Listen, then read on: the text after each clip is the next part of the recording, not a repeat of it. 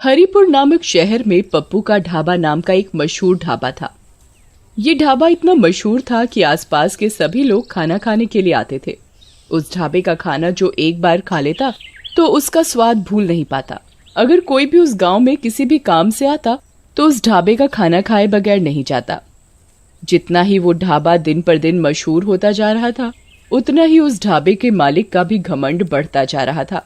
अगर ढाबे का खाना बच जाता तो उसे उस खाने को फेंकना मंजूर था, लेकिन किसी जानवर या भूखे भिखारी को मुफ्त में देना मंजूर नहीं था।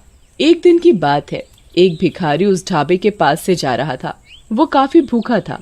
उसने बहुत दिनों से कुछ नहीं खाया था, तो वो ढाबे के मालिक के पास गया। मालिक, कुछ खाने को दे दो, बहुत भूख लगी है, बहुत भूख लगी है बाबूजी, कुछ खाने को दे दो। अरे जा जा, आगे जा, कुछ नहीं मिलेगा। कुछ दे दो खाने को, बहुत दिनों से कुछ खाया नहीं है, बहुत भूख लगी है बाबूजी। सुबह सुबह पता नहीं कहां कहां से आ जाते हैं मुंह उठा के, सारा दिन खराब कर दिया। रामू, ओ रामू, इसे बाहर तो निकाल। रामू भिखारी को ढाबे से धक्के मार मार कर निकाल देता है, पर मालिक को भिखारी के ऊपर जरा भी दया नहीं आती और भिखारी भूख के मारे बेहोश हो जाता है। मालिक, ये तो बेहोश हो गया है, तो मैं क्या करूं? इसे तू दुकान के सामने से हटा, ग्राहक के आने का टाइम हो रहा है। जी मालिक।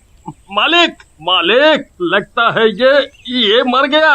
अरे ये क्या बोल रहा है? मालिक, मैं सही बोल रहा हूँ। तुम एक काम करो, इसे जो ढाबे के पीछे कुआं है उसमें फेंक दो और किसी को कुछ पता भी नहीं चलेगा। जी मालिक। रामू, किसी को कुछ पता तो नहीं चला? किसी ने देखा तो नहीं? नहीं मालिक। आज का तो दिन ही खराब गया। और कोई ज्यादा ग्राहक भी नहीं आए। कल सभी टाइम पर आ जाना, नहीं तो तुम्हारे पैसे काट लूंगा। जी मालिक। मालिक अपने सभी नौकरों को छुट्टी देकर वो भी अपने घर चला जाता है। मालिक को रास्ते में ऐसा लगता है जैसे कोई उसके पीछे पीछे चल रहा है। तभी मालिक रुक जाता है और पीछे देखने लगता है, पर वहाँ कोई नहीं होता। अरे मेरा वहम होगा। और वो चलने लगता है। तभी उसे अचानक कोई जोर से थप्पड़ मारता है। वो अपने चारों ओर देखता है, पर कोई नहीं था। वो जल्दी जल्दी चलने लगता है और अपने घर पहुँच जाता है। अरे भाग्यवान, जल्दी से खाना लगा दो, बड़े जोरों की भूख लगी है। जी अभी लाई। जैसे ही पत्नी खाना लेकर आती है, तभी भिखारी भूत उसकी पत्नी को जोर से धक्का देता है, जिसके कारण पत्नी के हाथ से सारा खाना गिर जाता है। अरे भाग्यवान, ये क्या किया? सारा खाना गिरा दिया। जी पता नहीं कैसे गिर गया, मुझे ऐसा लगा जैसे किसी ने मुझे धक्का दिया हो। आज का तो सारा दिन ही खराब गया। अगली सुबह मालिक अपने ढाबे पर काउंटर पर बैठा होता है। तभी एक ग्राहक आता है और कुर्सी पर बैठ जाता है और खाने का ऑर्डर देता है। रामू, जल्दी से खाना लेकर आओ। ये कैसा खाना है, इतना तीखा? क्या हुआ, खाना अच्छा नहीं है? ये कैसा खाना है? रामू, ओ रामू, आज तुमने ये कैसा खाना बनाया है? मालिक, पता नहीं कैसे हो गया, खाना तो अच्छा ही बनाया था। आज भी मालिक की कोई कमाई नहीं हुई थी और सारा खाना ऐसे ही वेस्ट हो जाता है। ये देखकर भिखारी बहुत खुश होता है। अगले दिन मालिक अपने नौकर से कहता है, आज ऐसा खाना बनाना कि लोग उंगलियां चाटते रह जाएं। और सभी नौकर और रामू खाना बनाने में लग गए। खाना बनकर तैयार हो जाता है। खाने की खुशबू तो अच्छी आ रही है। तभी ढाबे पर एक ग्राहक आता है। रामू, जल्दी से खाना लाओ भाई। वाह वाह वाह वाह, खाने की खुशबू तो अच्छी आ रही है। ग्राहक जैसे ही खाना खाने के लिए बैठता है, तभी उसकी थाली से अचानक रोटी गायब हो जाती है। अरे रोटी कहाँ गई? अभी तो थी। वो डर जाता है। वो रामू का आवाज लगाता है। रामू, रामू। जी साहब, क्या हो गया साहब? अरे रामू, मेरी रोटी गायब हो गई। अरे ऐसे कैसे हो सकता है साहब, आपका ये सारा करा धरा भूतिया भिखारी का था। वही सब ग्राहकों को परेशान और डरा रहा था। ग्राहक डर के मारे भाग जाता है। ढाबे के मालिक को समझ नहीं आ रहा था कि आखिर चक्कर क्या है। ऐसा रोज का काम हो गया और दिन पर दिन ढाबे के मालिक की कमाई कम होने लगी। एक दिन की बात है, शहर से कुछ लोग गांव की तरफ जा रहे थे। उन्हें पप्पू का ढाबा दिखाई दिया। उन्होंने उस ढाबे का नाम काफी सुन रखा था, तो वो ढाबे पर खाना खाने के लिए रुक गए और वो खाने का ऑर्डर करते हैं। रामू खाना लेकर आता है तो वो खाना खाने बैठते हैं तो उनकी शाही पनीर की सब्जी चिकन की सब्जी में बदल जाती है, जिसे देख वो घबरा जाता है। वो जैसे ही पीने के लिए पानी का ग्लास उठाते हैं तो भूतिया भिखारी सारा पानी उनके सिर पर डाल देता है और वो जोर जोर से चिल्लाने लगता है, भूत भूत भूत, अरे इस ढाबे पर तो भूत है। और वो वहाँ से भाग जाता है। देखते ही देखते ढाबे पर रोज अजीबोगरीब घटनाएं होने लगी। लोग उस ढाबे को अब भूतिया ढाबे के नाम से जानने लगे। एक दिन रात को ढाबे का मालिक जब ढाबे के गल्ले से पैसे निकालने के लिए गल्ला खोलता है तो वो देखता है कि इसमें तो एक भी पैसा नहीं है और पैसे की जगह मालिक को उस भिखारी का सर दिखाई देता है। भूत भूत, अरे ये तो वही भिखारी का सर है जिसे मैंने कुएं में फेंकवा दिया था। फिर ये इधर आया तो आया कैसे? मालिक की आवाज सुनकर ढाबे के सारे लोग मालिक के पास एकत्रित हो जाते हैं। क्या हुआ भाई साहब, आप इतना घबराए हुए क्यों हैं? ये देखो, हमारे गल्ले में भूत है। यहाँ उस भिखारी की खोपड़ी रखी है और उधर से पैसे गायब हैं। ये सुन सारे लोग बहुत घबरा जाते हैं। अरे भाई साहब, ऐसा कैसे हो सकता है? जाओ तुम एक बार गल्ला खोल के देख लो, तुम्हें वहाँ एक खोपड़ी मिलेगी। वो एक भूत है, भूत। वो आदमी मालिक की बात सुनकर ढाबे का गल्ला खोलता है, पर वहाँ ना तो कोई खोपड़ी होती है और साथ ही उधर उसके पैसे रखे होते हैं। अरे क्या भाई साहब, लगता है आपकी तबीयत ठीक नहीं है। आपने नींद में कोई सपना देख लिया है। आपको आराम करने की आवश्यकता है। अरे नहीं भैया, मैंने यहाँ सच में एक खोपड़ी देखी थी। मैं बिल्कुल सच बोल रहा हूँ। मालिक अपनी बात सबको मनवाने की कोशिश करता है, पर कोई उसकी बात नहीं सुनता और ना ही विश्वास करता है। तभी रामू मालिक के पास आता है। मालिक, मुझे ऐसा लगता है कि ये सब वो भूखा भिखारी कर रहा है जिसे आपने कुएं में फेंकवाया था। वही उसके भूखे होने की वजह से उसकी मौत हो गई थी और इसी वजह से उसकी आत्मा हमारे ढाबे में भटक रही है और आपको दिन रात परेशान कर रही है। हाँ रामू, मुझे भी यही लग रहा है। तुम सही बोल रहे हो, पर अब इस बात का क्या इलाज है? तुम मुझे ये बताओ। अगर ऐसा ही चलता रहा तो मैं एक दिन पागल हो जाऊंगा और मेरा ढाबा भी बंद हो जाएगा। आप चिंता ना करिए मालिक, मैं एक बाबा को जानता हूँ। मैं आपको उनके पास लेकर चलूंगा। उनके पास हमारी परेशानी का कोई ना कोई हल जरूर होगा। ऐसा मेरा उनके ऊपर विश्वास है। मैंने उनका काफी नाम भी सुना है। वो सबकी परेशानी दूर कर देते हैं अपनी पूजा पाठ से। रामू और उसका मालिक अगले ही दिन बाबा के पास जाते हैं। वो बाबा को उधर जाकर सारी बात सच सच बताते हैं। ये तुमने क्या किया? तुमने एक भूखे भिखारी की जान ले ली। उसकी आत्मा भूख की वजह से ही तुम्हारे ढाबे में भटक रही है और तुम्हें परेशान कर रही है। बाबा जी, हमारी मदद करो, हमसे गलती हो गई। हम कभी नहीं करेंगे आगे से ऐसा। हमें माफ कर दो बाबा। बाबा अपनी शक्ति से उस भिखारी की आत्मा को बुलाता है। मुझे किसी ने परेशान किया तो मैं सबको मार डालूंगा। मुझे माफ कर दो, मुझे माफ कर दो, मुझसे गलती हो गई। मैं आगे से कभी किसी भी भिखारी को भूखा नहीं जाने दूंगा, नहीं जाने दूंगा। मुझे माफ कर दो। बाबा अपने लोटे से गंगा जल छिड़क कर उस भिखारी को मुक्त कर देते हैं और मालिक से हमेशा गरीबों को खाना खिलाने को बोलते हैं। धवलपुर नामक गांव में चंदन नाम का एक लकड़हारा अपने 8 साल के बेटे के साथ रहा करता था। चंदन बहुत ही गरीब था। वो दिन भर जंगल में लकड़ियां काटता और शाम होने पर उन लकड़ियों को गांव के बाजार में जाकर बेच आता। एक बार की बात है, चंदन लकड़ियां काटने के लिए जंगल जा रहा होता है कि तभी उसका बेटा चिंटू चंदन से बोलता है, पिताजी, गांव के सभी बच्चे स्कूल जाते हैं, मुझे भी उनके साथ स्कूल जाना है, मुझे भी पढ़ाई करनी है, आप मेरा दाखिला भी स्कूल में करा दीजिए ना। बेटा, मैं तो कब से तेरा दाखिला स्कूल में कराना चाहता हूँ, मगर क्या करूँ, लकड़ियाँ बेचकर भी मैं इतने पैसे नहीं इकट्ठा कर पाता हूँ कि तुझे स्कूल भेज सकूँ।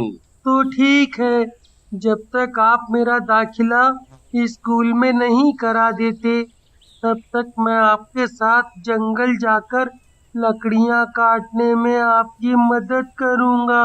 नहीं नहीं बेटा, मैं तुम्हें अपने साथ जंगल में नहीं ले जा सकता। अगर किसी जंगली जानवर ने तुझ पर हमला कर दिया तो फिर मेरा क्या होगा? और वैसे भी तेरे सिवा इस दुनिया में मेरा है कौन? चिंटू अपने पिताजी की बात नहीं सुनता और उनके साथ जंगल में जाने की जिद करने लगता है। ठीक है बाबा, ठीक है, तू भी मेरे साथ जंगल चल, पर जंगल में जरा होशियार रहना, ठीक है?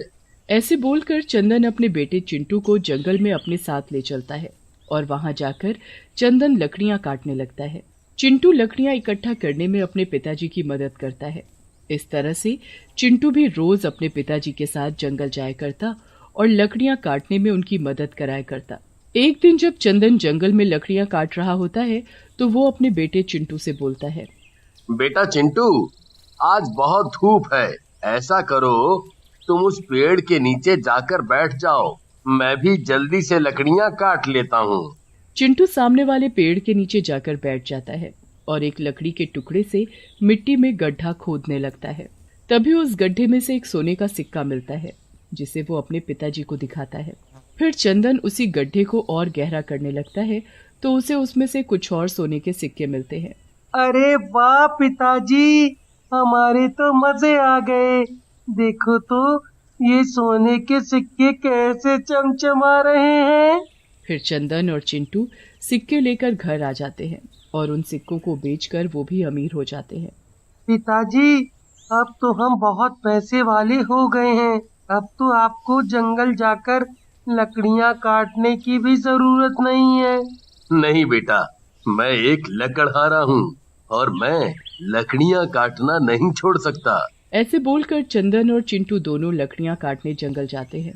तभी चंदन का बड़ा भाई मोहन और उसकी पत्नी नेहा चंदन के घर आते हैं और चंदन के घर को देखकर उन दोनों की आंखें फटी की फटी रह जाती हैं। अजी, ये चंदन रातों रात इतना पैसे वाला कैसे हो गया? एक दिन था इसके घर में खाने के भी लाले पड़े हुए थे और आज देखो तो जरा, इसके घर की तो रूपरेखा ही बदल गई।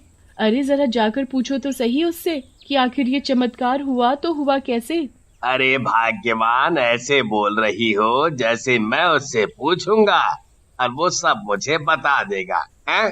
अरे छोटा भाई है आपका, अगर ना बताए तो 2 रखना उसके कान के नीचे, फिर देखना कैसे कुछ नहीं बकता वो। अरे हमें भी तो पता चले कि उसके पास एकदम से इतना सारा पैसा आया तो आया कहाँ से। फिर मोहन भी जंगल के अंदर जाता है और देखता है कि चंदन लकड़ियां काट रहा है। अरे चंदन, तू यहाँ? मैं कब से तुझे ही ढूंढ रहा था। अरे चंदन, एक बात तो बता, तेरे पास आखिर इतने पैसे कहाँ से आए जो तू इतना अमीर बन गया है? मगर चंदन मोहन को सोने के सिक्के वाली बात नहीं बताता और लकड़ियां काटने लगता है। मोहन गुस्से में आकर चंदन से उसकी कुल्हाड़ी छीन लेता है। तो तू ऐसे नहीं बताएगा, रुक, अभी मैं तुझे तेरी ही कुल्हाड़ी से काट देता हूँ। या तो तू मुझे बता कि तेरे पास इतने पैसे कहाँ से आए, नहीं तो मैं तुझे और तेरे बेटे को काट कर इसी पेड़ पर लटका दूंगा। चंदन के कुछ ना बताने पर मोहन गुस्से में आकर चंदन और चिंटू को कुल्हाड़ी से मारकर उन दोनों को पेड़ से लटका देता है और वहाँ से भाग जाता है। मरने के बाद चंदन और चिंटू दोनों एक डरावने भूत बन जाते हैं और उसी पेड़ पर रहने लगते हैं। एक दिन पिंटू नाम का एक आदमी उसी जंगल से निकलकर जा रहा होता है कि तभी उसे पेड़ के ऊपर से किसी बच्चे के हंसने। पिंटू जैसे ही उस पेड़ के ऊपर देखता है तो उसे पेड़ पर झूलता हुआ एक डरावना बच्चा दिखाई देता है। वो जैसे ही अपनी जान बचाकर वहां से भागने की कोशिश करता है कि तभी एक डरावना भूत उसका गला पकड़ लेता है और उसे मार कर खा जाता है। आए दिन जंगल में इस तरह से लोगों के मरने से पूरे गांव में हड़कंप मच जाता है। अरे सरपंच जी कछु करिए, नहीं तो वो भूत एक दिन हम सभी को मार डालेगा। हाँ सच में उस पेड़ पर रहने वाले भूत और उसके बच्चे ने तो हम गांव वालों का जीना हराम कर रखा है। क्या किया जाए कि वो भूत और उसका बच्चा इस जंगल से चले जाएं। ऐसा बोलकर सभी गांव वाले अपने अपने घरों में चले जाते हैं। इस बात को कुछ दिन बीत जाते हैं और सभी गांव वाले अब उस जंगल के रास्ते से आना जाना बंद कर देते हैं। एक रात जंगल में पेड़ के ऊपर चंदन भूत अपने बेटे चिंटू से बोलता है, इन सभी गांव वालों को क्या हो गया है? कई दिनों से एक भी गांव वाला इस जंगल के रास्ते से नहीं गुजरा है। हाँ पिताजी, आप सही बोल रहे हो। पिताजी, मुझे तो बहुत भूख लगने लगी है। भूख तो मुझे भी लगी है। अरे अगर ये गांव वाले इस जंगल के रास्ते से नहीं निकलते तो क्या हुआ? तो क्यों ना हम दोनों ही गांव चलें? हाँ पिताजी, ये तो बहुत ही अच्छा रहेगा। फिर वो दोनों हवा में उड़ते हुए गांव की तरफ जाते हैं। गांव में कुछ लोग खड़े होकर आपस में बातें कर रहे होते हैं कि तभी उनकी नजर भूत और उसके बच्चे पर पड़ती है। अरे मर गए रे मर गए, ये पेड़ पर रहने वाला भूत और उसका बच्चा तो हवा में उड़ते हुए हमारे गांव की तरफ ही आ रहे हैं। अरे सभी को अपनी जान प्यारी है तो जल्दी भागो यहाँ से। फिर सभी गांव वाले भूत से डरकर इधर उधर भागने लगते हैं। अरे मुझसे बचकर कहाँ जाओगे? फिर भूत गगन को पकड़ लेता है और फिर भूत और उसका बेटा गगन को मारकर खा जाते हैं और वापस जंगल में जाकर पेड़ पर बैठ जाते हैं। भूत के जाते ही सभी गांव वाले इकट्ठा हो जाते हैं और सरपंच जी से बोलते हैं, सरपंच जी कछु कीजिए। अरे अब तो ये कमबख्त भूत और उसका बेटा हमारे गांव में भी घुस आए हैं। जरा देखो तो बेचारे गगन का क्या हाल कर दिया है उस भूत ने।